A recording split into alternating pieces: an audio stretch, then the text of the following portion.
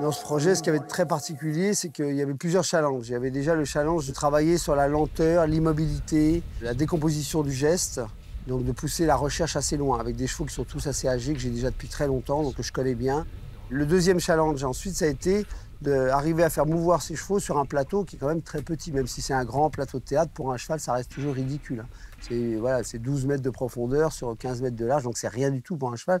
Et d'arriver, par ce travail de décomposition du geste et de décontraction, à ce que le cheval puisse se mouvoir dans un espace très restreint en étant très à l'aise. Un cheval et un ange qui forment un même corps, voilà ce que l'on ne voit pas souvent. Je savais que j'avais envie d'aller sur des territoires nouveaux, de me mettre en danger, et me mettre en danger vraiment personnellement en tant qu'interprète, pas seulement en tant qu'auteur. Et donc voilà, relever le défi comme ça de rencontre avec des grands artistes qui ont été très loin dans leur discipline artistique, c'est une façon de dire, tiens, voyons si on peut relever le challenge. Voyons si on peut, face à un danseur de butoh, exister à cheval, sans que ça soit ridicule, et qu'il y a vraiment derrière, qu'on sente qu'il y a vraiment une vraie pensée derrière le travail.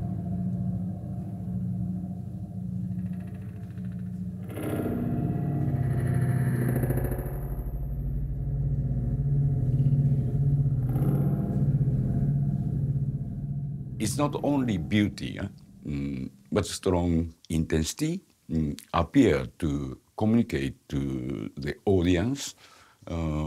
It's making new space or new dimension, and also I would say it's something new language. Moi qui fais reculer le sommeil, les cauchemars, je me sens paralysé dans la totalité de mon corps. Il a dit, voilà, tout d'un coup, on a des chevaux qui pensent presque, tu vois. Et donc, le thème, il était évident, Et comment chez l'homme, il y a cette recherche des origines, de l'animalité, et comment chez moi, il y a cette recherche de l'élévation par l'éducation du cheval qui fait d'atteindre un espèce de centaure, justement, c'est-à-dire un être qui n'est plus tout à fait un cheval et qui n'est non plus tout à fait un homme. C'est-à-dire l'alliance de l'instinct et de l'intellect.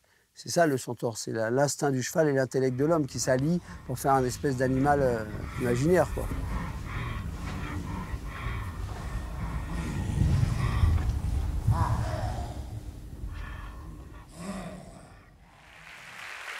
Quand tu vas voir de la danse, tu n'es pas obligé de pratiquer la danse pour apprécier un spectacle de danse. Ou tu n'es pas obligé de faire de la peinture pour apprécier un tableau. Tu n'as pas besoin de connaître les chevaux pour apprécier un travail de Zingaro ou mon travail. Parce qu'il ne s'agit plus tellement de chevaux, il s'agit de la relation de l'homme et du cheval.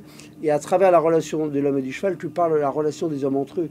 Parce que la manière dont tu te comportes avec le cheval, c'est la manière dont tu te comportes avec autrui.